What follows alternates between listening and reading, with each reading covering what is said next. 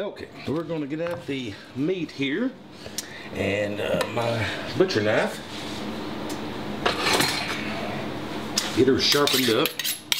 I'm going to cut it up first, and then I'm going to wash it really good and put it in the pot so we can get this beef cooking till it's tender.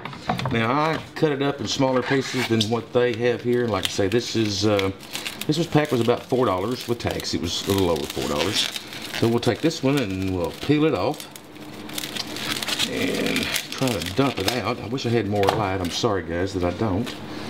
Let's see if that helps. That might help a little bit. And this pack tore open. And usually a pot this size will last us about 3 or 4 days. We'll get to eat out of it several times.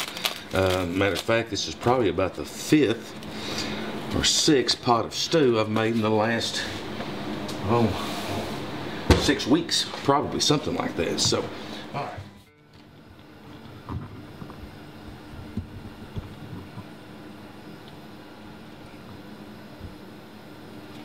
Okay, guys, this is a little over 2 pounds, right at 2 pounds, something like that of meat. I've got it all cut up now.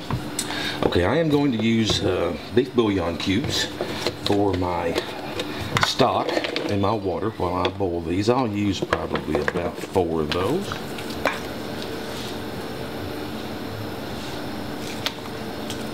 And now we're going to go ahead and place it into the pot and let this boil probably for about an hour and a half, just checking tenderness.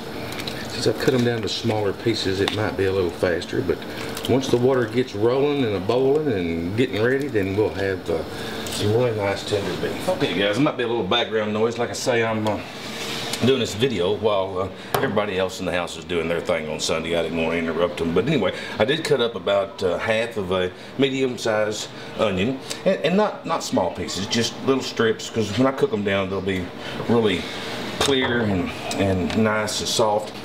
I'm going to use 2 cans of whole potatoes, a can of green beans, and to let you know, these expired December 2013, so cans do last a long time, and I've been using them, and we're getting pretty low. It's about time to go get some more.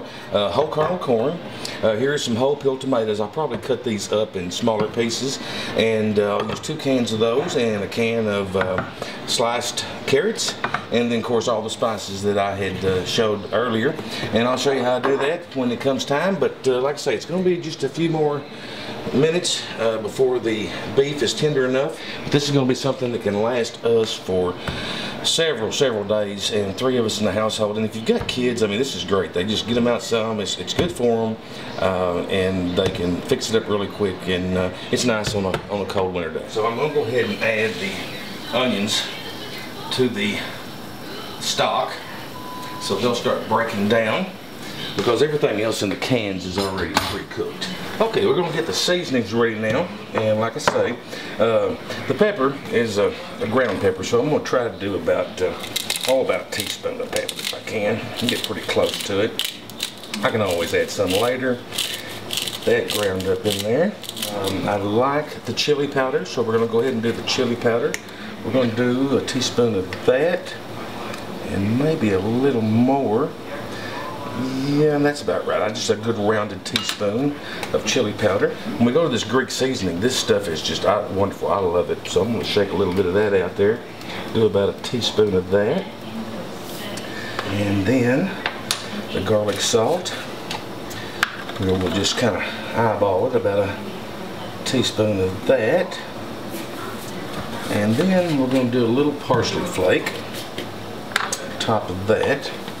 And like I say, guys, we can always add more later if we need to. But that's how we're going to start this ball game, is like that, right there. Okay, guys, the beef is tender.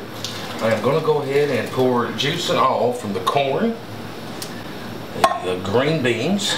These are the cut green beans.